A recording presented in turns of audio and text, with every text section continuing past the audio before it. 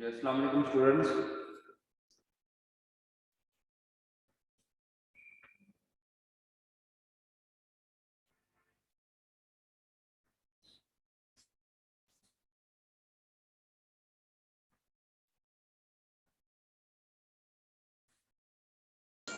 अस्सलाम वालेकुम sir.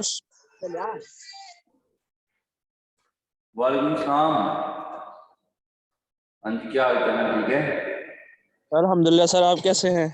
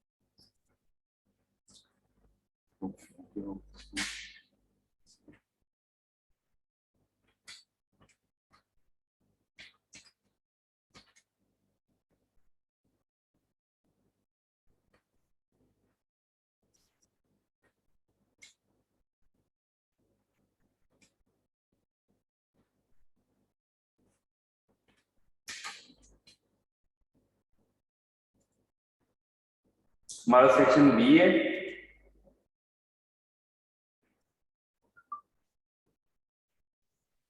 Yes sir, B section.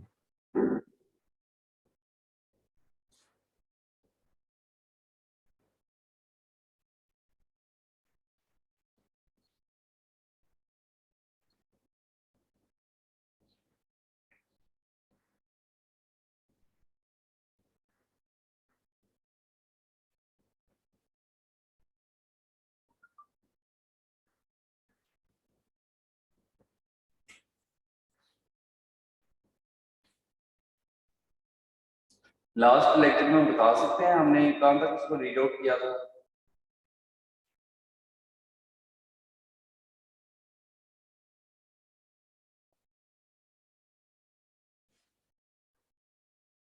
Exercise 6.1 complete हो गई थी।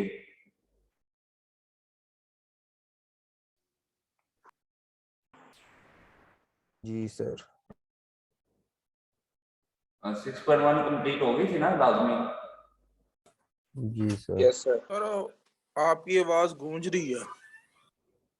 हाँ, मैंने कहा कि एक्सरसाइज 6.1 कंप्लीट हो गई थी। हमने उसको स्टार्ट किया था। मैं आपको दिखा भी देता हूँ कि ओके सर।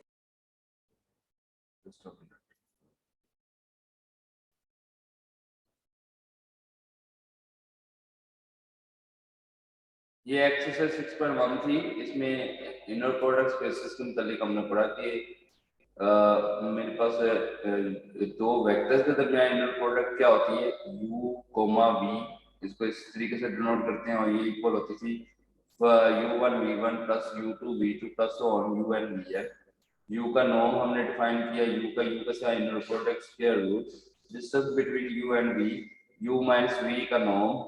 और ये प्रॉपर्टीज हमने पढ़ी थी, u और v का इनर प्रोडक्ट v और u के इनर प्रोडक्ट के इक्वल होता है।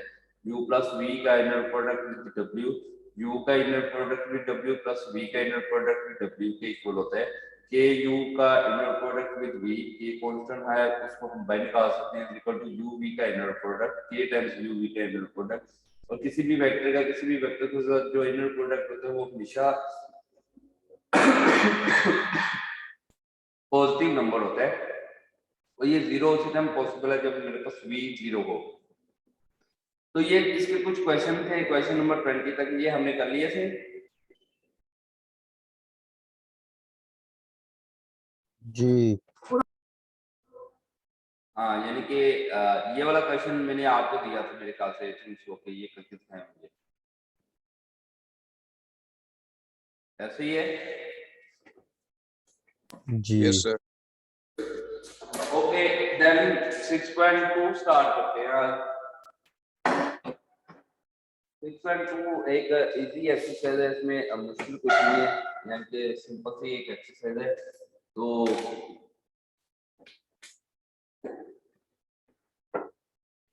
फॉर एग्जांपल मैं आपको यहाँ पर थोड़ा सा एक्सप्लेन कर देता हूँ कि मेरे पास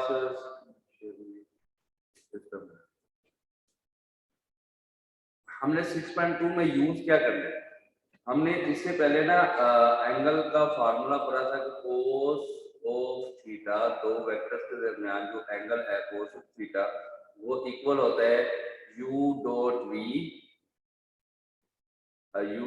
v ओवर u का नॉर्म इनटू v का नॉर्म।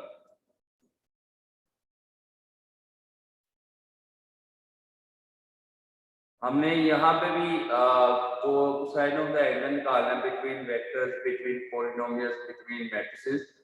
अब मैं आपसे पूछता हूँ कि अगर मेरे पास दो वेक्टर्स हैं, दो vector u and v, u is equal to u1 u2 sorry u is equal to u1 u2, इसके कंपोनेंट्स हैं u1 u2। मैं जस्ट आपसे छोटी छोटी सी चीजें पूछना, इसके बाद कंक्लूड करता हूँ। v वेक्टर है मेरे पास v1 v2,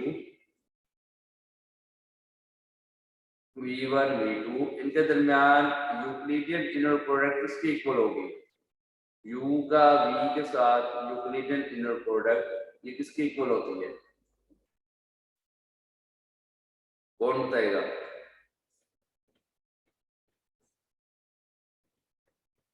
u का v के साथ यूक्लिडियन इनर प्रोडक्ट किसके इक्वल होती है?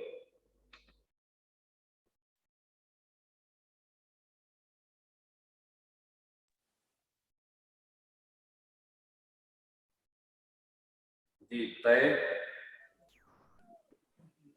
So u1 v1 into u2 v2. Very good, this is equal to u1 v1। Very good, जिसको ये आता है समझो उसकी ये एक्सरसाइज कंप्लीट होती है u2 v2। ठीक है, अगर मेरे पास दोनों मैट्रिसेस हों, फॉर एग्जांपल एक मैट्रिक्स 2 क्रॉस 2 की है, फॉर एग्जांपल वो मेरे पास है उसको मैं कह देता हूँ a1 a2 a3 a4, और मैट्रिक्स b है मेरे पास, मैट्रिक्स b इज इसी तरह मैट्रिक्स b है, उसके जो एलिमेंट्स हैं वो मेरे पास हैं b1 b2 b3 b4 b1 b2 b3 b4। तो दो मैट्रिसेस के दरमियान इनर प्रोडक्ट किसकी इक्वल होती है? यूक्लिडियन इनर प्रोडक्ट a और b की यूक्लिडियन इनर प्रोडक्ट ये किसकी इक्वल होती है? ये इसका आंसर क्या होगा? सर A1 B1 हाँ very good, A2 a1 B2 हाँ a1 b1 plus a A2 B2 plus a3 b3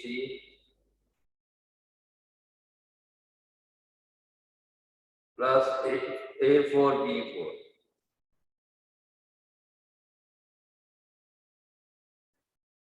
अच्छा, मेरे पास दो पॉलिनोमियल्स है, फॉर एग्जांपल p पॉलिनोमियल है, p is equal to a naught plus a1x plus a2x square,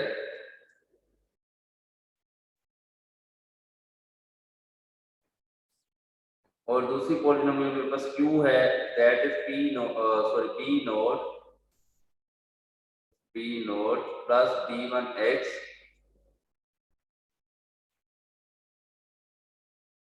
plus b2x square.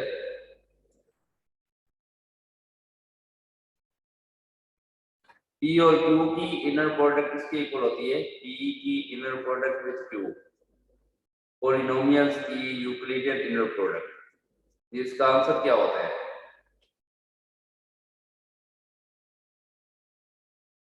So P1 Q1 नहीं, इसके component जो है वो और इसके कंपोनेंट से पहले Okay, को पहले note. से दूसरे को दूसरे से। जी, सबसे पहले कांस्टेंट मानों को आपस में मल्टीप्लाई कर दें। पहली टर्म क्या आ जाएगी, A naught multiply by B naught plus फिर x वाले कोफिशिएंट को मल्टीप्लाई कर दें, a1 multiply by b1 plus फिर x के वाले कोफिशिएंट को मल्टीप्लाई कर दें, a2 multiply by b2।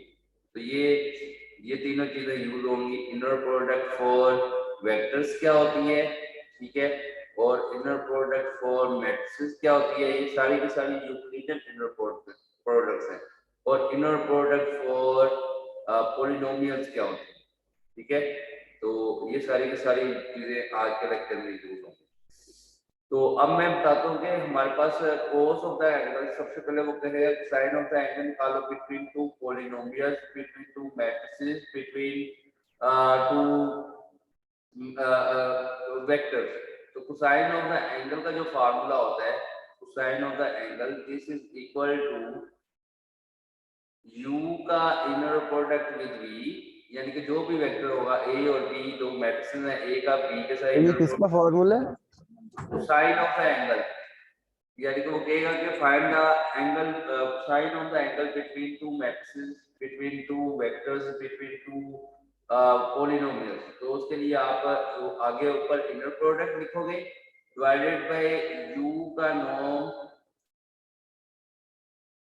v का नॉर्म, ठीक है। अगर दो पॉलिनोमियल्स गिवन हो p एंड q, तो p का p का inner product with q divided by p का नॉर्म q का नॉर्म। अगर दो मैट्रिसेस गिवन है, a का inner product with p, a का नॉर्म p का नॉर्म। तो this is the formula for finding angles. एक तो ये फार्मूला यूज होगा, और दूसरा उसने ये पूछना है आपसे, ये दो पॉलिनोमियल्स या दो मैट्रिसेस या दो वेक्टर्स ऑर्थोगोनल है या नहीं। ऑर्थोगोनल बड़ी इजी सी एक्सरसाइज है ये। ऑर्थोगोनल, दो वेक्टर्स ऑर्थोगोनल है या नहीं। तो पहले तो ऑर्थोगोनल के लिए हम ये करते थे u dot v equal to 0, ठीक है। यहाँ पे अब वेक्टर्स भी हैं, यहाँ पे पॉलिनोमियल्स भी हैं, यहाँ पे मैट्रिसेस भी हैं। तो हम कहेंगे दो वेक्टर या दो पॉलिनोमियल या दो मैट्रिसेस आपस में ऑर्थोगोनल हैं अगर उनका जो है इनर प्रोडक्ट जो है वो इक्वल टू 0 हो, ठीक है।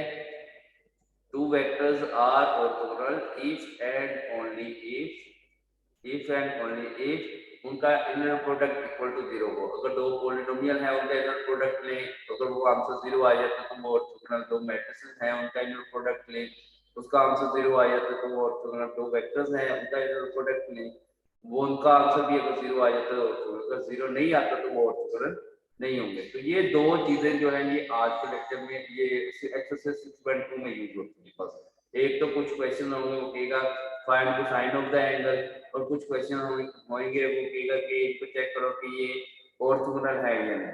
अब मैं इसमें u का नॉर्म यूज हुआ है, u का नॉर्म कैसे कैलकुलेट करते हो वेक्टर वाले केस में या किसी भी केस में? u का नॉर्म, इसका क्या फार्मूला होता है?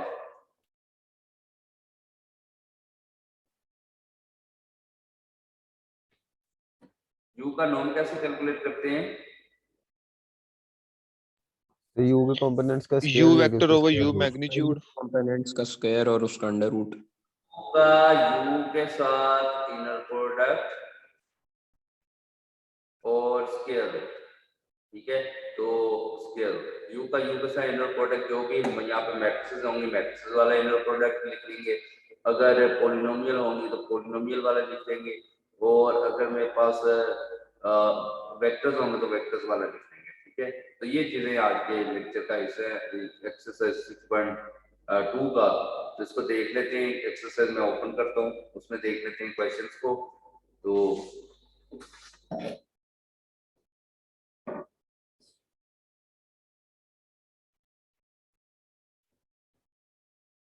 जी, एक्सरसाइज 6.2 का क्वेश्चन नंबर 1 एंड 2 वो कहता है दे आर सेम वो कहता है find the cosine of the angle between vectors, और इनर प्रोडक्ट कौन सी गिवन है, यूक्लिडियन। तो अभी हमारी डिस्कशन हुई है कि यूक्लिडियन इनर प्रोडक्ट वेक्टर्स की हो तो हम कंपोनेंट वाइज मल्टीप्लाई करते हैं और ऐड करते हैं। तो कोसाइन ऑफ द एंगल का फार्मूला होता है u का inner product with v divided by u का नॉर्म v का नॉर्म। तो ये तीन चीजें मुझे चाहिए होंगी। सबसे पहले u का v के साथ इनर प्रोडक्ट निकाल लेंगे, वो क्या आ जाएगा 1 × -3 प्लस स्क्रीन शेयर नहीं हो रही। सर स्क्रीन शेयर नहीं हो रही आपकी।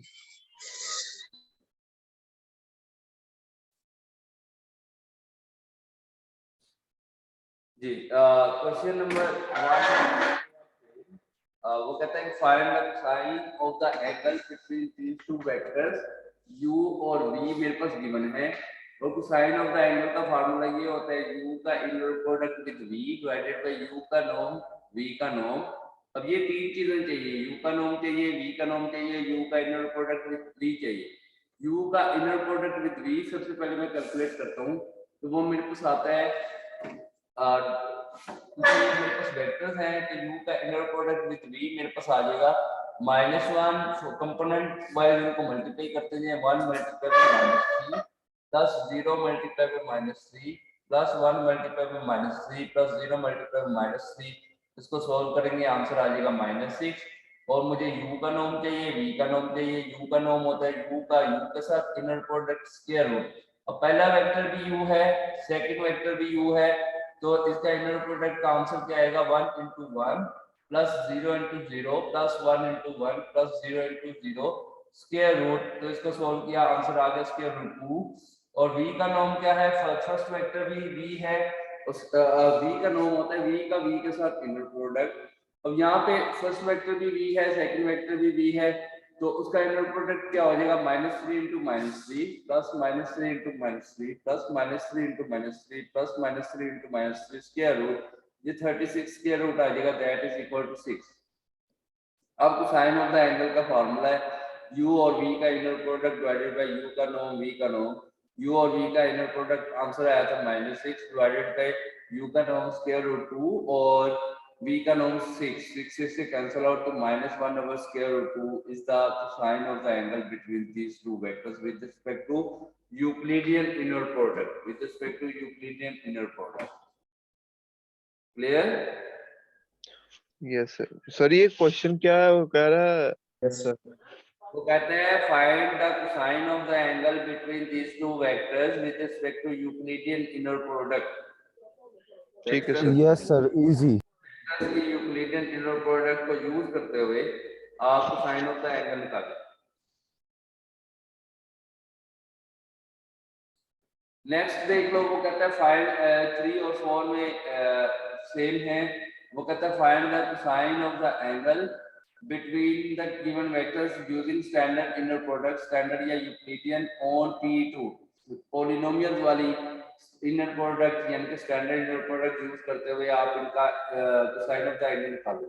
P पॉलिनोमियल भी गिवन है, Q पॉलिनोमियल भी गिवन है। मुझे P का Q के साथ इनर प्रोडक्ट चाहिए, P का नॉर्म चाहिए, Q का नॉर्म चाहिए कोसाइन ऑफ द एंगल के लिए, क्योंकि कोसाइन ऑफ द एंगल का फार्मूला है P का Q के साथ inner product divided by P का नॉर्म Q का नॉर्म।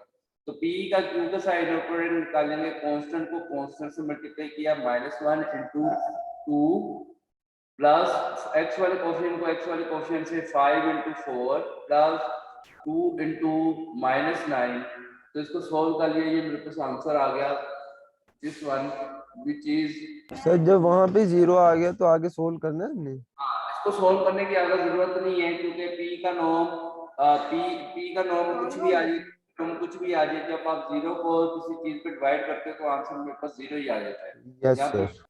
यहाँ पे मैंने एहतियातन वैसे p का नॉर्म भी निकाल दिया है, दैट इज p का p के साथ इनर प्रोडक्ट स्क्वायर रूट। और पहली पॉलिनोमियल भी p है, सेकंड पॉलिनोमियल भी p है, तो इनर प्रोडक्ट क्या आ जाएगा -1 × -1 प्लस 5 × 5 प्लस 2 × 2 स्क्वायर रूट। वो मेरे पास 30 स्क्वायर रूट आ गया। q का नॉर्म मेरे पास क्या है, पहली q का q के साथ इनर प्रोडक्ट स्क्वायर रूट, और पहली पॉलिनोमियल भी q है, सेकंड भी q है, 2 × 2 plus -4 × -4 sorry plus 4 × 4 plus -9 × -9 square root. वो मेरे पास आ गया 101 स्क्वायर रूट। तो साइन ऑफ द एंगल के फार्मूले में मैंने जब इनकी वैल्यू पुट की 0 divided by 30 square root and divided by 101 square root, तो 0 over something that is 0. So cosine of the angle between these two polynomials is 0. Question number 5 and 6 they are same. वो कहते हैं again find the cosine of the angle between A and B with respect to standard inner product on P M2 cross 2. Student एक minute wait कीजिएगा, मैं light on कर दूं।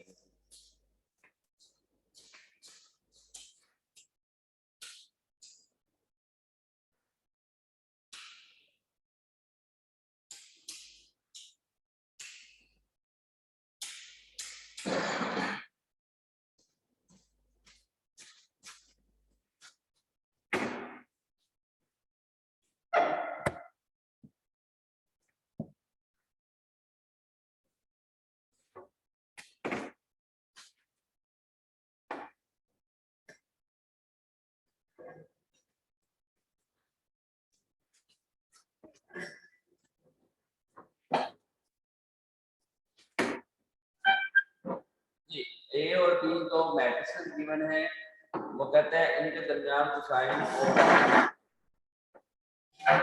वही Euclidean mean standard inner product को use करना है। तो मुझे क्या क्या यूज करना पड़ेगा? सबसे पहले ए और बी का इनर प्रोडक्ट निकालना पड़ेगा। ए और बी का इनर प्रोडक्ट मैट्रिसेस को कैसे निकालते हैं? 2 into 3 first element is 2 and 3, 2 multiplied by 3 plus 6 multiplied by 2 plus 1 multiplied by 1 plus minus 3 multiplied by 0, तो आंसर आ गया 19। ए का नॉर्म क्या होता है? ए का ए के साथ इनर प्रोडक्ट स्क्वायर रूट। अब पहली मैट्रिक्स भी ए है, सेकंड मैट्रिक्स भी ए है, तो उसका इनर प्रोडक्ट का आंसर क्या आएगा? 2 into 2 plus 6 into 6 plus 1 into 1 plus minus 3 into minus 3 square root, उसका आंसर आ गया 50 स्क्वायर रूट। बी का नॉर्म जो होता है वो बी का बी के साथ इनर प्रोडक्ट और उसका स्क्वायर रूट। अब बी जो है पहली मैट्रिक्स भी बी है, सेकंड मैट्रिक्स भी बी है, तो बी का बी के साथ जो इनर प्रोडक्ट होता है वो क्या होगा? 3 into 3 plus 2 into 2 plus 1 into 1 plus 0 into 0 square root, तो वो मेरे पास आ गया 14 स्क्वायर रूट। तो कोसाइन ऑफ द एंगल क्या बन गया? ए का बी के साथ inner product divided by A का नॉर्म बी का norm 19 over 50 square root divided by 14 square root. इसको सोल्व किया तो ये मेरे पास सिंपलीफाई करके आ गया 19 over 10 times square root 7। Question number 7 and 8 they are same। ये बस क्वेश्चन नंबर 6 तक जो थे वो कोसाइन ऑफ द एंगल थे। आगे वो ऑर्थोगोनल वाले पूछेगा कि ये दो वेक्टर्स ऑर्थोगोनल हैं या नहीं, ये दो पॉलिनोमियल्स ऑर्थोगोनल हैं या नहीं, ये दो मैट्रिसेस ऑर्थोगोनल हैं या नहीं। तो वो कहते हैं determine whether the vectors are orthogonal with respect to Euclidean inner product. अब वेक्टर्स वाली इनर प्रोडक्ट यूज करनी है। आप क्या करोगे? u और v का इनर प्रोडक्ट निकालें, अगर तो आंसर 0 आ जाता है तो ये ऑर्थोगोनल है, अगर आंसर 0 नहीं आता तो ऑर्थोगोनल नहीं है। -1 into 4, u और v का इनर प्रोडक्ट किसके इक्वल होगा? -1 into 4 plus 3 into 2 plus 2 into -1, तो वो मेरे पास आ गया -4 plus 6 minus 2 that is -6 plus 6 that is equal to 0। Sir इसमें ये होल का अंडर रूट नहीं होता? नहीं, वो तो नॉर्म वाले में होता है, ये तो आप ठीक है yes sir. Just a minute screen. ये तो सिंपल इनर प्रोडक्ट वाला, ये तो सिंपल इनर प्रोडक्ट वाला यानी कि ना है मेरे पास जी सर। और v का इनर प्रोडक्ट निकालो, अगर तो आंसर 0 आ जाता तो वो ऑर्थोगोनल है, अगर आंसर 0 नहीं आता तो ऑर्थोगोनल नहीं है। क्वेश्चन नंबर 9 और 10 में मेरे पास पॉलिनोमियल्स गिवन है और वो कहता है स्टैंडर्ड इनर प्रोडक्ट यूज करो।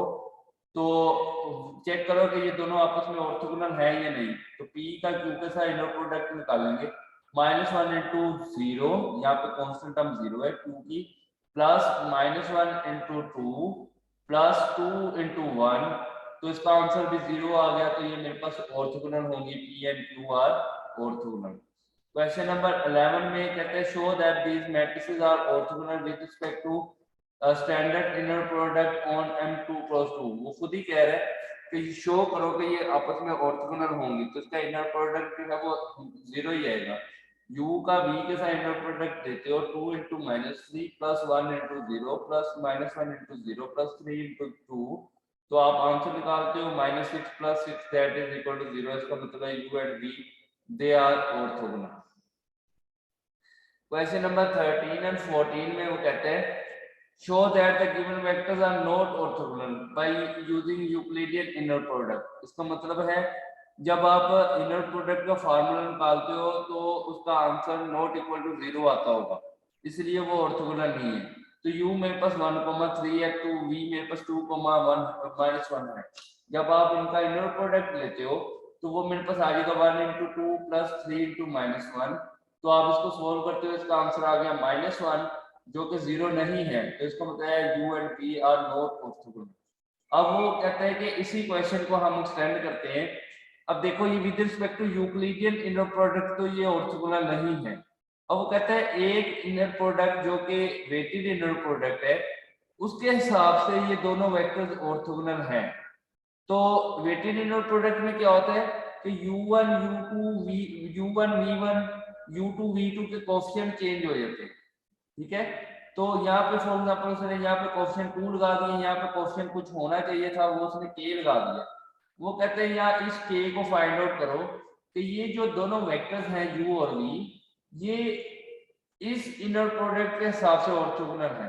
अगर ये इस इनर प्रोडक्ट के हिसाब से ऑर्थोगोनल है तो u का v के साथ inner product using this inner product formula is equal to 0 है। अगर तो ये ऑर्थोगोनल है तो इसका मतलब है u का v के साथ जो इनर प्रोडक्ट है 2 times u1 v1 plus k times u2 v2 that is equal to 0 और हमने इस k की वैल्यू निकालनी है।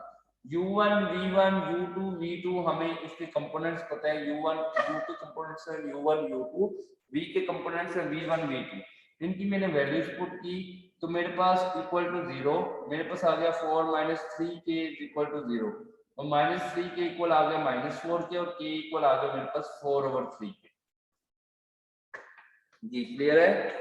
पहले वो कहते हैं कि जो यूक्लिडियन इनर प्रोडक्ट है उसके हिसाब से ये वेक्टर ऑर्थोगोनल नहीं है, वो हमने निकाल के देखा, उनका inner product not equal to 0 आया। फिर हमने ये देखा कि हमने ये देखना था, वो कहते हैं कि हमारे पास एक वेटेड इनर प्रोडक्ट एग्जिस्ट करती है जिसके हिसाब से ये ऑर्थोगोनल है। तो उसका मतलब है उसके हिसाब से इसका जो इनर प्रोडक्ट है वो that will be equal to 0 और वेटेड इनर प्रोडक्ट में एक कोएफिशिएंट जो है वो उसने k रख दी है। वो कहते हैं इसकी वैल्यू फाइंड आउट करो, वही इक्वल टू 0 रख के हमने इसको u1 u2 v1 v2 की वैल्यूज पुट की हैं और इसको सॉल्व कर लिया और k की वैल्यू मेरे पास आ गई है 4/3। क्लियर है? Yes sir clear. यही एक्सरसाइज थी 6.2। इसमें कुछ भी नहीं था, एक तो ऑर्थोगोनल वाला क्वेश्चन है, एक वो कहता है find the sine of the angle between two vectors. Okay sir आज यही करना था। अब एक्सरसाइज 6.3 के 3 की तरफ जाते हैं। तो सबसे पहले वहां पे हमने क्या करना है, एक्सरसाइज 6.3 इज वेरी इंपॉर्टेंट, बहुत ज्यादा इंपॉर्टेंट है क्योंकि उसमें एक ग्राम स्मिथ प्रोसेस यूज होता है और ग्राम स्मिथ प्रोसेस का जो क्वेश्चन है वो पेपर में लाजमी होता है, ठीक है। और क्योंकि चैप्टर नंबर 6 में से दो पार्ट का क्वेश्चन आना है, एक तो ग्राम स्मिथ का होगा और एक एक्सरसाइज 6.1 में से होगा या फिर 6.2 में से होगा। देखो 6.2 में भी 2 भी इसी है, कोसाइन ऑफ द एंगल निकालो और ऑर्थोगोनल चेक करो, ठीक है। और 6.1 में हमने सिर्फ इनर प्रोडक्ट को निकालने के तरीके सीखे थे कि इनर प्रोडक्ट निकालते कैसे हैं, मुख्तलिफ पॉलिनोमियल्स के लिए, मैट्रिसेस के लिए और मुख्तलिफ वेक्टर्स के लिए हम इनर प्रोडक्ट गिवन हो तो वो कैसे कैलकुलेट करते हैं। तो इस तरह की हमने इनर प्रोडक्ट्स को कैलकुलेट करना सीखा था। तो अब हम एक्सरसाइज 6.3 की तरफ जाते हैं। तो उसमें असल में क्या होने वाला है,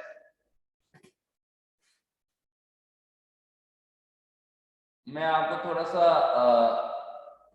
पहले समझा देता हूँ कि मेरे पास 6.3 में कंसेप्ट क्या यूज होने वाला है। तो फॉर एग्जांपल जैसे कि हम कहते हैं ना दो वेक्टर्स ऑर्थोगोनल हैं, इसी तरह एक सेट S हो मेरे पास S, इसके अंदर मेरे पास फॉर एग्जांपल मेरे पास वेक्टर्स हैं u1 u2 u3 u1 u2 and u3। वो पूछते हैं कि ये सेट S जो है ये ऑर्थोगोनल है या नहीं। सेट S की बात कर रहा है, वेक्टर्स की बात नहीं कर रहा। अब वो सेट S की बात कर रहा है कि ये ऑर्थोगोनल सेट है या नहीं। ऑर्थोगोनल सेट, ऑर्थोगोनल सेट, ठीक है।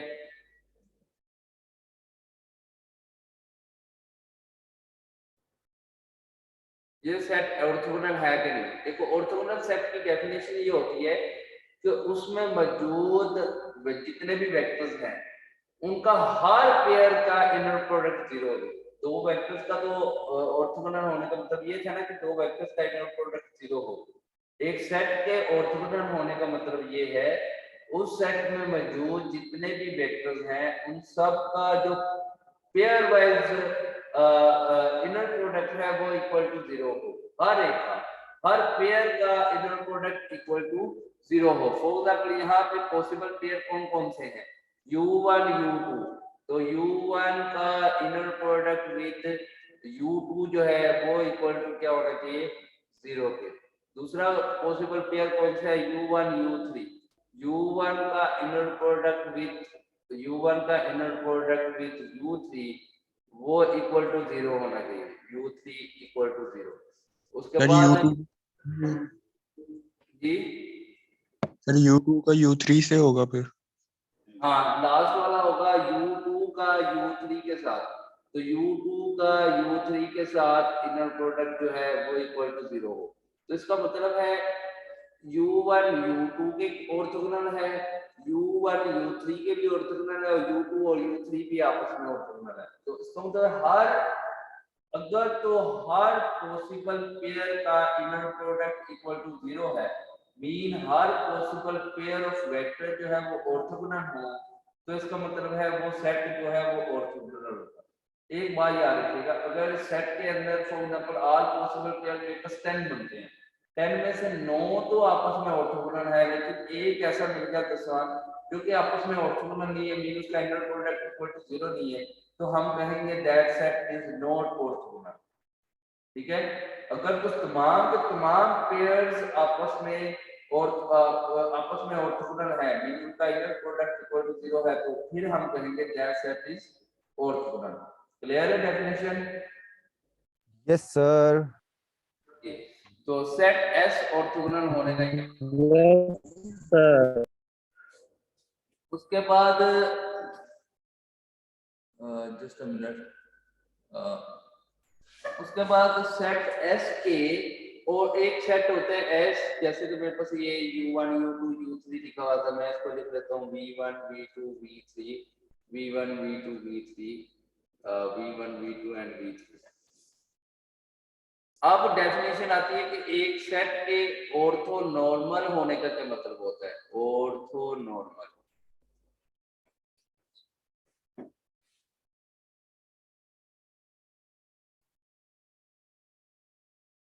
ऑर्थोनॉर्मल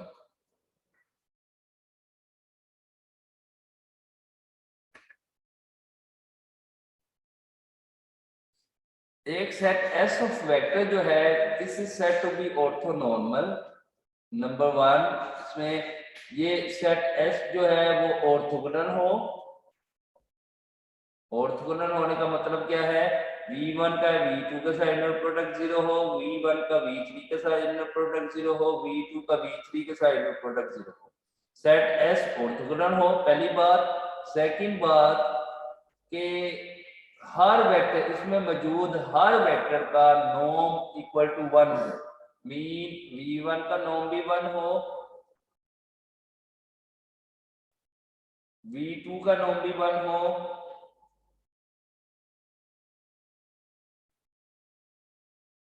और v3 का नॉर्म भी 1 हो।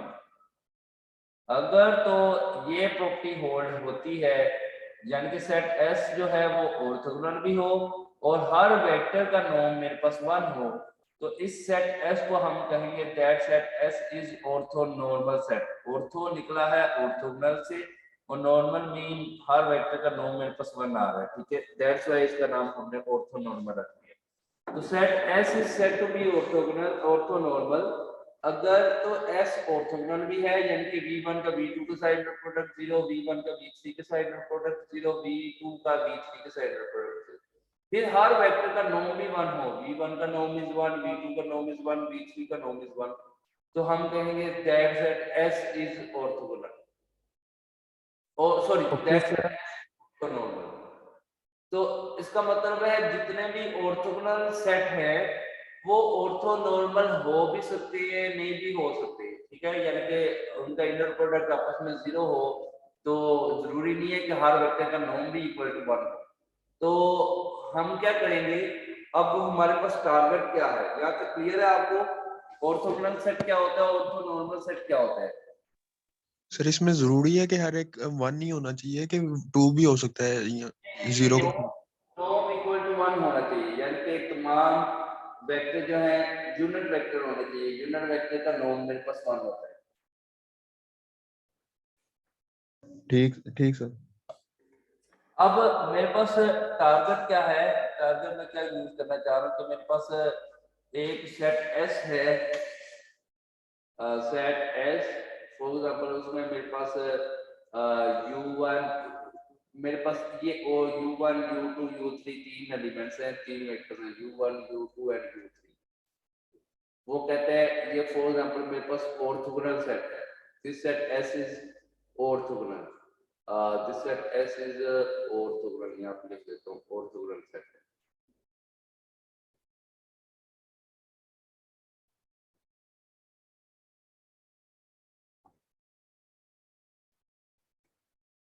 ये सेट S ऑर्थोगोनल है, क्या इसको हम एक नए सेट S डैश में चेंज कर सकते हैं जो कि ऑर्थोनॉर्मल हो?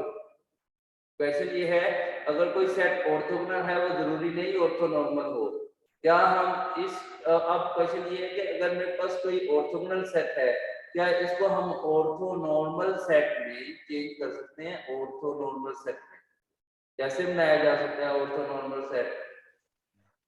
सर 0 से मल्टीप्लाई करवा के। नहीं वो तो सारे 0 हो जाएंगे ना। ओ यस सर सर। किसी कांस्टेंट नंबर से डिवाइड वगैरह करवा के। आपको जस्ट ये चाहिए कि इनका नॉर्म मेरे पास 1 आ जाए, यहाँ पे इनका नॉर्म 1 नहीं है, ठीक है, आपको अब यही चाहिए, सिर्फ ऑर्थोगोनल तो है लेकिन इनका नॉर्म 1 नहीं है, जस्ट नॉर्म 1 बनाना है। तो नॉर्म 1 आपको पता है कि यूनिट वेक्टर का होता है, जब भी मेरे पास ऑर्थोगोनल सेट होगा हम उसको एक ऑर्थोनॉर्मल सेट में बना सकते हैं, चेंज कर सकते हैं, एक नया सेट बना सकते हैं जो कि ऑर्थोनॉर्मल हो, हर वेक्टर को उसके नॉर्म पे डिवाइड करके, यानी कि V1 का यूनिट वेक्टर क्या होगा, जी V1 sir. Divided by V1 का नॉर्म।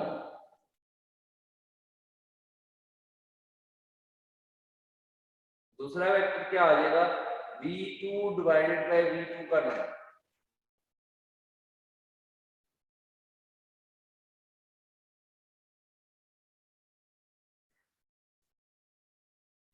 और तीसरा वेक्टर क्या होगा, V3 डिवाइडेड बाय V3 का norm, V3 divided by V3 का नॉर्म। अब ये तीनों वेक्टर जो आ गए, ये मेरे पास ये जो सेट S डैश बन गया, ये मेरे पास एक ऐसा सेट है जो कि ऑर्थोगोनल भी होगा, ऑर्थोगोनल इसलिए क्योंकि V1 V2 V3 ऑर्थोगोनल थे तो उनके यूनिट वेक्टर भी आपस में ऑर्थोगोनल होते हैं, ठीक है, और ये ऑर्थोनॉर्मल भी है क्योंकि हर वेक्टर है यूनिट वेक्टर, तो हर वेक्टर का नॉर्म भी इक्वल मेरे पास के 1 के। तो इसका मतलब है अगर मेरे पास ऑर्थोगोनल सेट हो, ऑर्थोगोनल सेट को ऑर्थोनॉर्मल सेट में हम आसानी से कन्वर्ट कर सकते हैं, हर वेक्टर को उसके नॉर्म पे डिवाइड कर दो तो वो मेरे पास ऑर्थोनॉर्मल सेट बन जाएगा, ठीक है, ये स्टेप तो ओके है, ये स्टेप हम कर सकते हैं, दिस इज ओके। अब हमारे पास क्वेश्चन क्या होगा, क्वेश्चन क्या है कि मेरे पास एक सेट S गिवन है S, उसमें कुछ वेक्टर्स गिवन है, ठीक है, अब ये ऑर्थोगोनल भी नहीं है, दिस इज नॉट ऑर्थोगोनल, ये ऑर्थोगोनल सेट नहीं है। अब वो कहता है कि इसको एक सेट में कन्वर्ट करो जो कि ऑर्थोनॉर्मल हो, ठीक है, सबसे पहले इस सेट को हम कन्वर्ट करेंगे ऑर्थोगोनल सेट में, ऑर्थोगोनल सेट को फिर ऑर्थोनॉर्मल सेट में कन्वर्ट करना आसान है, हर वेक्टर को उसके नॉर्म पे डिवाइड कर दिया। लेकिन अगर एक सेट ऑर्थोगोनल नहीं है, उसको ऑर्थोगोनल सेट में कैसे कन्वर्ट किया जाए, इसका प्रोसेस हमें बताया Graham-Schmidt process. This process is called Graham-Schmidt process.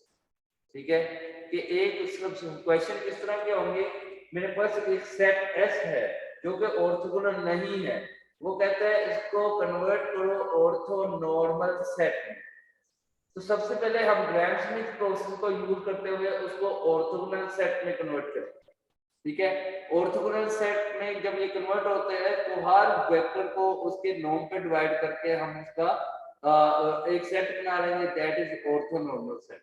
तो अब हमारा ये स्टेप तो हो गया हुआ है, ये हमें आता है कि हम एक ऑर्थोगोनल सेट को ऑर्थोनॉर्मल सेट में कैसे कन्वर्ट कर सकते हैं।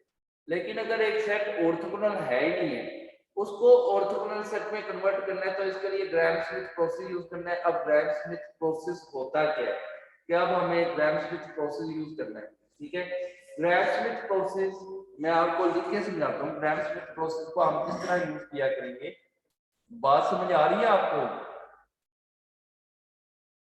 Yes sir. यस अब मेरे पास ये सेट S है जो कि ऑर्थोगोनल नहीं है। फॉर एग्जांपल इसमें एलिमेंट्स है मेरे पास U1, U2 और U3, U1, U2 और U3। This set is not orthogonal. मैंने ग्राहम-श्मिट प्रोसेस यूज करना है, इसको ऑर्थोगोनल सेट में कन्वर्ट करना है। फॉर एग्जांपल मैं यहाँ पे ले देता हूँ, मेरा S डैश जो ऑर्थोगोनल सेट है वो मेरे पास है V1, V2, V3। अब मैंने ये V1, V2, V3 तीन वेक्टर निकालने हैं। ग्राहम-श्मिट प्रोसेस को यूज करते हुए ये कैसे निकालते हैं देखो, और वो ये तीनों वेक्टर आपस में ऑटोमेटिकली ऑर्थोगोनल होते हैं। ग्राहम-श्मिट प्रोसेस ये कहते हैं, वो कहते हैं V1 को, जो V1 है फर्स्ट वाला वेक्टर, वो यही वाला ले लो जो इसका फर्स्ट वेक्टर है U1। पहला वेक्टर तो आपको फौरन पता चल जाता है, दिस इज V1। ठीक है, और V2 जो है, V2 वो कहता है U2 में से माइनस करना है, U2 में से माइनस करना है U2 का इनर प्रोडक्ट विद इसके, जो इसके ऊपर वाला वेक्टर होगा ना V1 उसके साथ V1 डिवाइडेड बाय कर दो, मल्टीप्लाई भी कर दो वेक्टर V1 के साथ, डिवाइड भी कर दो V1 के साथ इनर प्रोडक्ट, V1 के साथ। ये V1 V2 कहाँ से आए हैं? कौन सा वाला? ये V1, V2, V3 हमने कैलकुलेट करनी है। तो वो कहता है कि फर्स्ट जो U1 है उसी को V1 कह दो। फॉर एग्जांपल यहाँ पे होता है 101, तो V1 मेरे पास होता है 101। ठीक है, अब V2 अच्छा। कैसे कैलकुलेट करना है, V2 का तरीका क्या है, वो कहता है V2 को कैलकुलेट करना है, ये उसका ग्राहम-श्मिट प्रोसेस चल रहा है। वो कह रहा है आपने V1, V2, V3 इस तरीके से कैलकुलेट करना है। वो कहते हैं U2 में से माइनस कर दो U2 का, अब किसको यूज करना है आपने, उससे ऊपर वाले को। ठीक है, V2 अगर निकाला जाता है तो उसको ऊपर वाले को यूज करना है U2 के साथ। U2 में से माइनस कर दो U2 का V1 के साथ inner product, divided bye V1 का V1 के साथ inner product, multiply by V1। U2 का V1 के साथ इनर प्रोडक्ट ये एक नंबर है, V1 का V1 के साथ इनर प्रोडक्ट ये भी एक पॉजिटिव नंबर है। इसको, ये इस नंबर को इस वेक्टर से मल्टीप्लाई करोगे तो एक वेक्टर बन जाएगा। ये U2 ऑलरेडी एक वेक्टर हमें ऑलरेडी गिवन है, इसमें से इस वेक्टर को माइनस करोगे तो हमारे पास एक वेक्टर आ जाए करेगा, दैट इज V2। अब देखो V3 कैलकुलेट करना है। V3 के लिए मुझे U3 में से माइनस करना है, U3 में से माइनस करना है U3 के इनर प्रोडक्ट। अब U3 के V3 के ऊपर मेरे पास दो वेक्टर निकल चुके हैं, V1 और V2। अब मुझे दोनों के साथ इनर प्रोडक्ट लेने पड़ेंगे। U3 का सबसे पहले इनर प्रोडक्ट विद V1, फिर मल्टीप्लाई करूंगा V1 के साथ और डिवाइड करूंगा V1 के साथ इनर प्रोडक्ट, उसी तरीके से जैसे ऊपर किया, माइनस। अब V1 के साथ तो हो गया U3 का इनर प्रोडक्ट, अब होगा U3 का इनर प्रोडक्ट विद V2। मैं ये चीज यहाँ पे लिख देता हूँ। ठीक है, माइनस साइन के साथ है, ये वाला माइनस भी यहाँ पे आ गया। ठीक है, माइनस U3 का इनर प्रोडक्ट विद V2। अब V1 के साथ तो हो गया, V2 यूज करते हैं, U3 का inner product with V2 multiply by vector v2 divided by v2 का v2 के साथ inner product.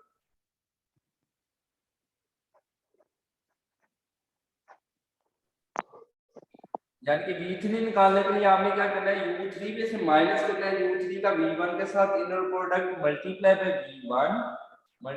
v1 divided by v1 का v1 के साथ इनर प्रोडक्ट, फिर माइनस करना है u3 का v2 के साथ inner product multiply by v2 divided by v2 का v2 के साथ इनर प्रोडक्ट। मुझे कोई बता सकता है कि अगर यहाँ पे u4 भी होता तो v4 के लिए मैं क्या करता? सर माइनस v4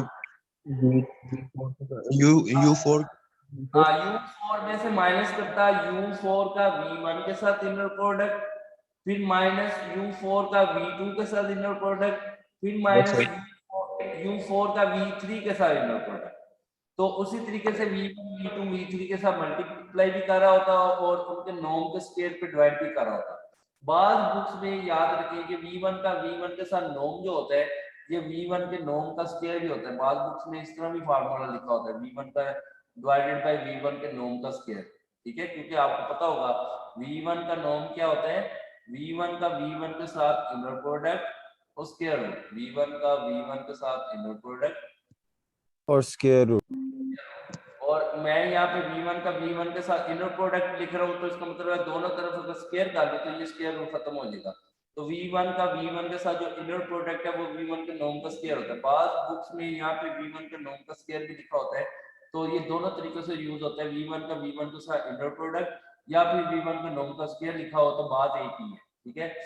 तो ये प्रोसेस जो है, अब मेरे पास v1 भी आ गया, v2 भी आ गया, v3 भी आ गया। इस फार्मूला में हमने जस्ट वैल्यूज पुट करके इसको सोल्व किया गया।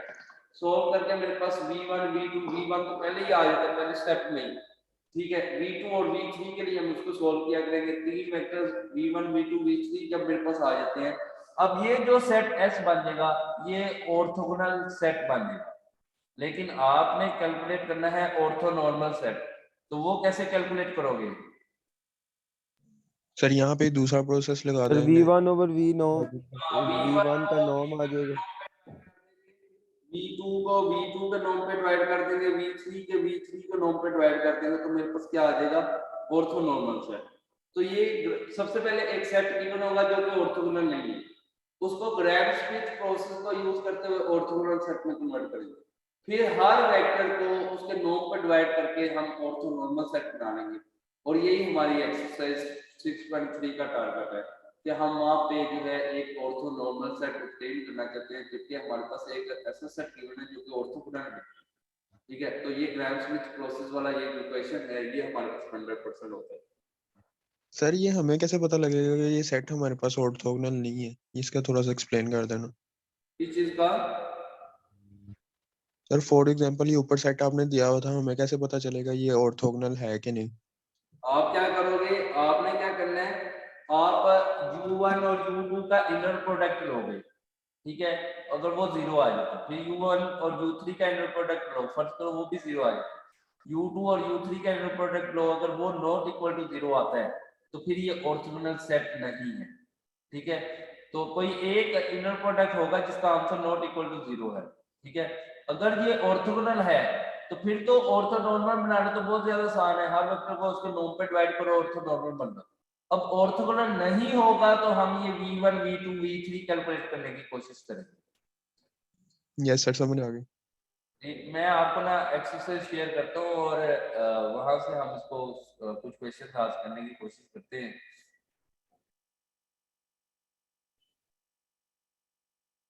जी एक्सरसाइज जो है वो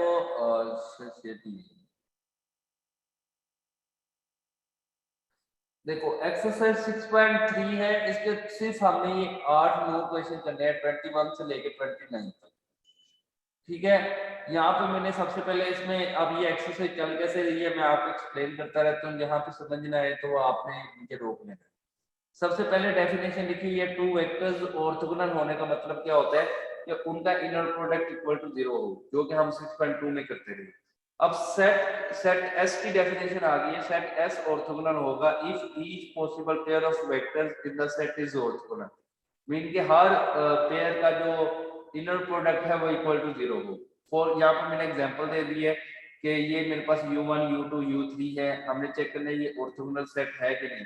तो मैं u1 का u2 का सा इनर प्रोडक्ट निकालता हूँ, वो क्या आ जाएगा 0 into 1 plus 1 into 0 plus 0 into 1, वो आंसर आ गया 0। u2 का u1 का u3 के साथ इनर प्रोडक्ट निकालता हूँ 0 into 1 plus 1 into 0 plus 0 into -1, ये आंसर आ गया 0। इस तरीके से चेक करते हैं ये सेट ऑर्थोगोनल है या नहीं। ठीक है, u2 का u3 के साथ इनर प्रोडक्ट निकाला, वो मेरे पास आ गया 1 into 1 plus 0 into 0 plus 1 into -1, उसका आंसर आ गया 0। अब तमाम के तमाम इनर प्रोडक्ट के आंसर मेरे पास 0 आ गए हैं, तो इसका मतलब ये सेट जो है ये S जो है ये ऑर्थोगोनल सेट है। Each pair of vector in S is orthogonal, that is set S is orthogonal। ठीक है, क्या अब क्वेश्चन ये है क्या ये सेट ऑर्थोनॉर्मल है? तो मैं हर पेयर जो है वो आपस में ऑर्थोगोनल तो है, तो अब मैं क्या करता हूँ हर वेक्टर का नॉर्म लेके देख लेता हूँ। u1 का नॉर्म कैलकुलेट किया, उसी तरीके से u 0 into 0 plus 1 into 1 plus 0 into 0 square root, वो मेरे पास आ गया 1। u2 का नॉर्म कैलकुलेट किया 1 into 1 plus 0 into 0 plus 1 into 1 square root, वो मेरे पास आ गया स्क्वायर रूट 2। u3 का नॉर्म कैलकुलेट किया 1 into 1 plus 0 into 0 plus -1 into -1 square root, वो मेरे पास आ गया स्क्वायर रूट 2। अब हर वेक्टर का नॉर्म मेरे पास 1 नहीं आया, तो इसका मतलब है ये ऑर्थोनॉर्मल सेट नहीं है। ये ऑर्थोगोनल है लेकिन ऑर्थोनॉर्मल सेट नहीं है। वही चीज क्या हम ऑर्थोगोनल सेट को ऑर्थोनॉर्मल सेट में कन्वर्ट कर सकते हैं? तो इसका यस आंसर सर। यस, उसका आंसर यस है कि हर वेक्टर को आप उसी के नॉर्म पे डिवाइड कर दो। u वेक्टर को u1 का नॉर्म आया था मेरे पास 1, u2 मेरे पास ये वेक्टर था u2 का नॉर्म आया था मेरे पास स्क्वायर रूट 2, u3 v3 मेरे पास u3 मेरे पास ये वेक्टर था u3 का नॉर्म आया था मेरे पास स्क्वायर रूट 2। तो ये तीन वेक्टर मेरे पास बन गए 0 1 0 1 over 2 square root 2 0 1 over square root 2 1 over square root 2 0 -1 over square root 2।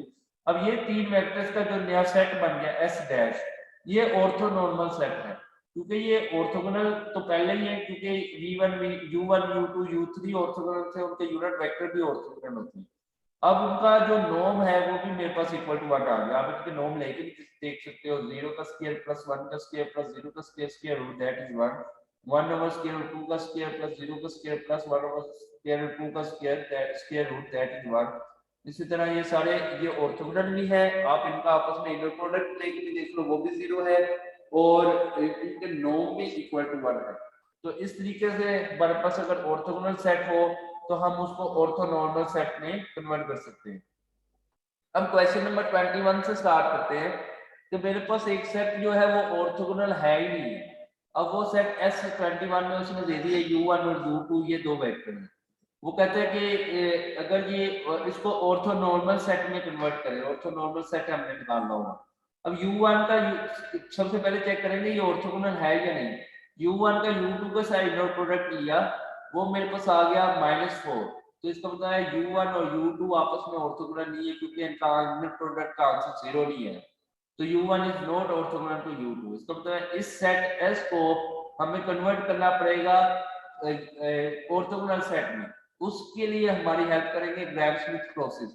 ग्राम स्मिथ प्रोसेस क्या कहते हैं, v1 जो v1 है वो u1 नहीं होगा, तो v1 is equal to u1 mean मेरे पास v1 आ गया 1, ठीक है, जो कि u1 ही था। v2 निकालने के लिए उसने कहा है u2 में से माइनस कर दो u2 का v1 के साथ इनर प्रोडक्ट, मल्टीप्लाई कर दो v1, डिवाइड कर दो v1 का v1 के साथ इनर प्रोडक्ट। ये जो v1 का नॉर्म का स्क्वायर है ये असल में v1 का v1 के साथ इनर प्रोडक्ट होता है। आप इस तरह v1 का v1 के साथ इनर प्रोडक्ट लिख लिया करें, वो ज्यादा आसान है। ठीक है, तो अब ये u2 मेरे पास है 2 का आपने इनर प्रोडक्ट लेना है v1 के साथ, जो कि आपने ऊपर कह दिया हुआ 1, -3 के साथ मल्टीप्लाई करना है, 1, -3 का 1, -3 के साथ इनर प्रोडक्ट लेना है नीचे।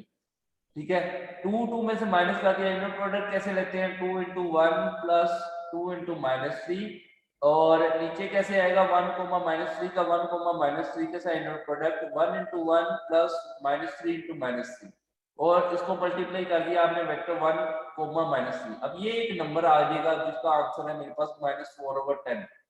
अब इसको इस वेक्टर से मल्टीप्लाई करोगे, ये मेरे पास आ गया -4/10 और 12/10। इस वेक्टर में से इसको वेक्टर को माइनस करोगे तो सिंप्लीफाई करोगे, मेरे पास ये वेक्टर आ गया V2।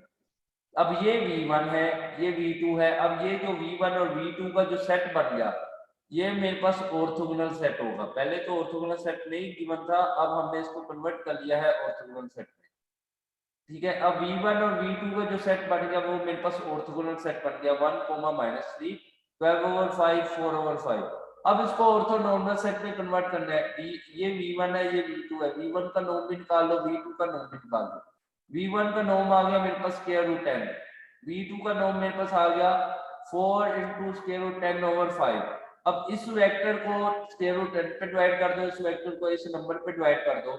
V1 को V1 के नॉर्म पे डिवाइड कर दिया, V2 को V2 के नॉर्म पे डिवाइड कर दिया। अब ये नया सेट मेरे पास बनेगा S+, ये ऑर्थोनॉर्मल सेट होगा। V1 ये था, इसके नॉर्म पे डिवाइड किया, V2 ये था, इसके नॉर्म पे डिवाइड किया, जस्ट आगे सिंपलीफिकेशन की है। तो मेरे पास ये दो वेक्टर्स का सेट जो बन गया, ये ऑर्थोनॉर्मल सेट है।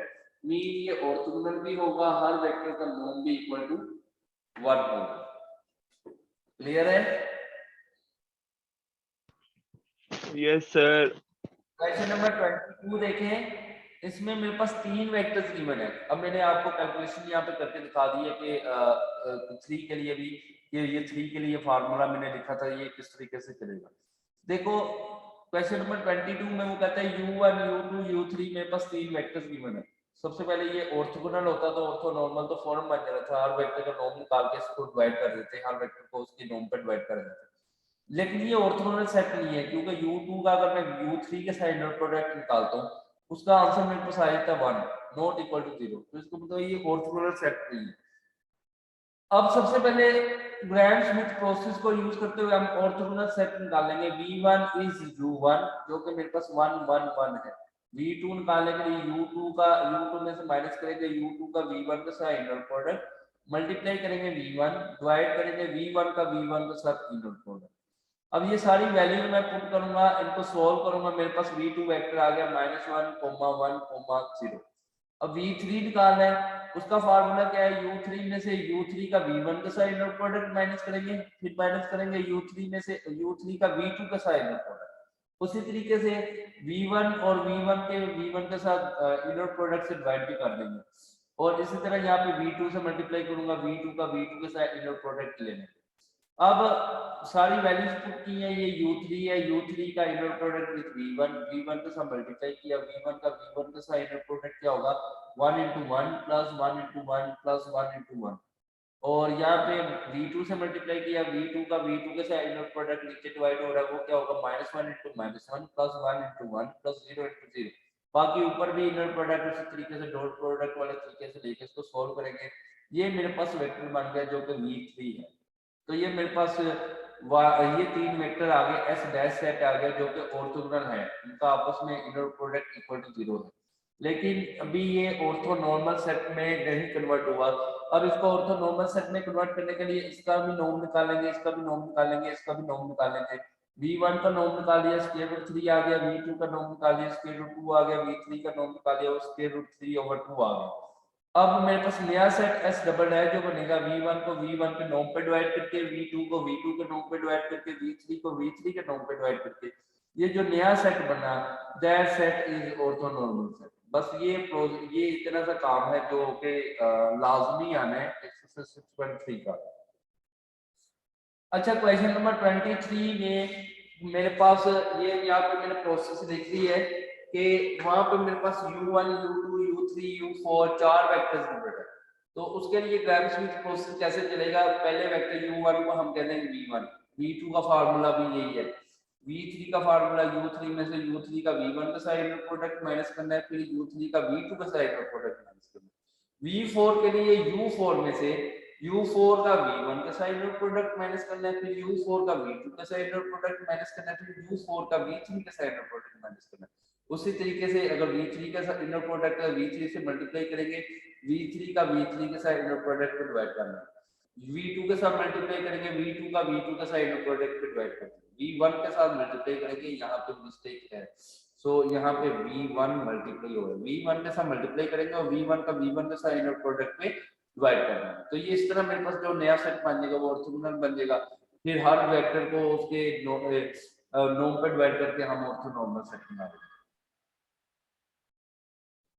अच्छा, एक बात याद रखनी है कि जो के क्वेश्चन के अंदर अभी तक जितने भी क्वेश्चन किए मैंने 24 तक, उसमें हमारे पास यूक्लिडियन इनर प्रोडक्ट यूज हो रही है। Euclidean inner product, dot product वाली।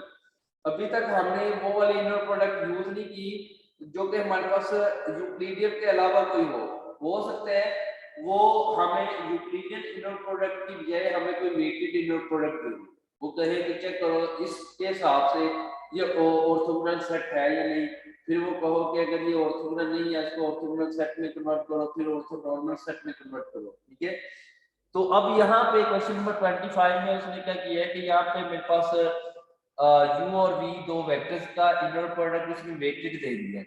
वो कहते हैं u1 तीन कंपोनेंट्स है, u1 u2 u3, v के भी तीन कंपोनेंट्स है, v1 v2 v3। उसने कहा u और v का जो इनर प्रोडक्ट होगा वो इक्वल होगा u1 v1 प्लस, पहले तो होता था u2 v2 plus u3 v3। वो कहता है u2 v2 को हम 2 से मल्टीप्लाई कर दिया करेंगे, u3 v3 को हम 3 से मल्टीप्लाई कर देंगे। कुछ क्वेश्चन कुछ भी नहीं है, वही एक्सरसाइज 6.1 की तरह इसको प्रोसीड करेंगे। अच्छा, ये u1 u2 u3 मेरे पास गिवन है, ये तो सबसे पहले हमने u1 को v1 कह देना, वो मेरे पास उस तरह आ गया। v2 का फार्मूला लिखा। अब यहाँ पे जो इनर प्रोडक्ट लेंगे, फॉर एग्जांपल अब u2 की v1 के साथ इनर प्रोडक्ट लेते हो, वो क्या आ जाएगी 1 into 1 plus 2 times 1 into 1 plus 3 times 0 into 1, वो यहाँ पे आ गई। अब नीचे भी v1 का v1 के साथ इनर प्रोडक्ट लेते हो, कैसे लोगे 1 into 1 plus 2 times 1 into 1 plus 3 times 1 into 1। ठीक है, बस जस्ट ये है कि जहाँ पे इनर प्रोडक्ट आएगी, अब जो क्वेश्चन के अंदर गिवन है हमारी मजबूरी बन जाती है उस इनर प्रोडक्ट को यूज करना। v3 के लिए भी जब u3 का v1 के साथ इनर प्रोडक्ट लेते हो 1 into 1 plus 2 into 0 into 1 plus 3 into 0 into 1, यहाँ पे भी उसी तरीके से 1 into 1 over 2 plus 2 into 0 into 1 over 2 plus 3 into 0 into minus 1 over 2। नीचे भी उसी तरीके से 1 over 2 into 1 over 2 plus 2 times 1 over 2 into 1 over 2 plus 3 times minus 1 over 2 minus 1 over 2। तो इसको सोल्व करके ये मेरे पास v1 v2 v3 तीन वेक्टर्स बन जाएंगे।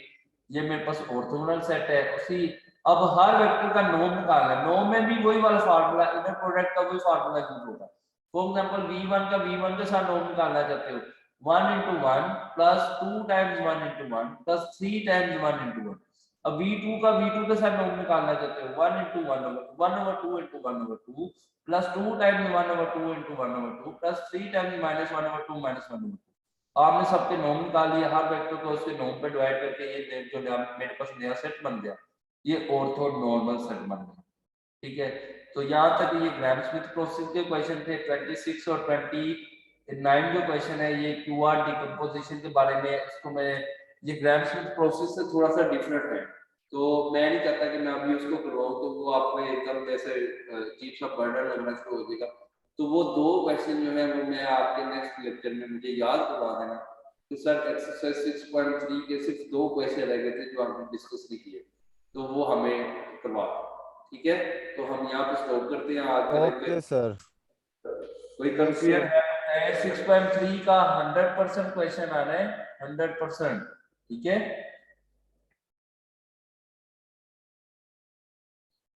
Yes sir. इसकी प्रैक्टिस भी कीजिएगा, बुक आपके पास है, कुछ ना कुछ इसकी प्रैक्टिस लाजमी कीजिए। इंशाल्लाह सर, इंशाल्लाह। चलो मैं अटेंडेंस लेता हूं लोगों की। सबसे पहले Abdul Haseeb Tariq,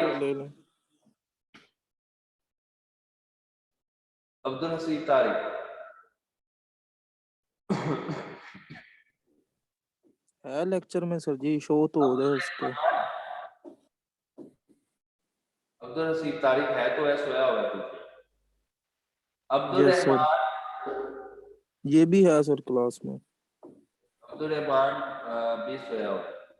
Abdul Sajid ji, Asar Rauf, present sir. Atif Ali, present sir. Atif Ali, present sir.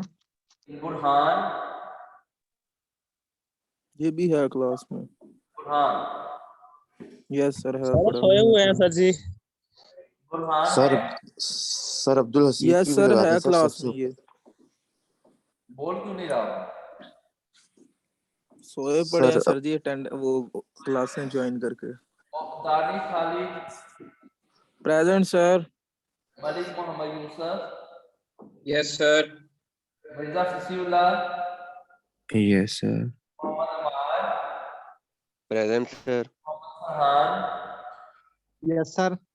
Mohammad Fazil, Present. Mohammad Mazhar, Mohammad Ramiz Tariq, Mohammad Mazhar है, Mohammad Ramiz Tariq, Yes, sir. Mohammad Rizwan Juwed, yes sir. Mohammad Salman Zubair, है पढ़ा सर ये भी क्लास में सर ये आया था अभी क्लास में। ये एब्सेंट है, मोहम्मद सलमान नहीं जुबैर। सर इसने ली है यस क्लास सर पूरी yes sir yes sir sir ये लेक्चर ये है मीटिंग में। सलीम खान है, शवार अहमद, ये भी है शवार अहमद है, यस सर काम दे मतलब कार है। ओके, सैयद कामरान अली, ये भी है लेक्चर में इनको बोल दो, सर कह रहे थे कि नेक्स्ट टाइम से अटेंडेंस ना बोलनी चाहे अंदर क्लास में हो, मैंने एब्सोल्युटली लगा। Sayyid Mohammad Ali Raza okay sir Kamran, Sir, Yes, Sayyid sir. Kamran present है. Yes, sir. Yes, sir. Sir मेरी भी लगा दें सबसे ऊपर अब्दुल हसीब सर अब्दुल हसीब तारिक मैंने लगा दी। प्रेजेंट ठीक है सर Sir, Sayyid Kamran की लग गई है. सैयद कामरान की लग गई होगी बेटा, सैयद कामरान उठ गए। अली काजमी, अली रजा काजमी था मेरे ख्याल लग गई है सर। लग गई है। जी, thank you so much student for joining, have a nice day, Allah हाफिज। ये अब्दुल रहमान मलिक की लगा दे. ओके लगी लगा है. दी है अल्लाह हाफिज सर लगा दिए मैंने, ओके सर. अल्लाह हाफिज। लेक्चर की रिकॉर्डिंग तो सेंड कर दे पिछले ओके, की भी। अल्लाह हाफिज आज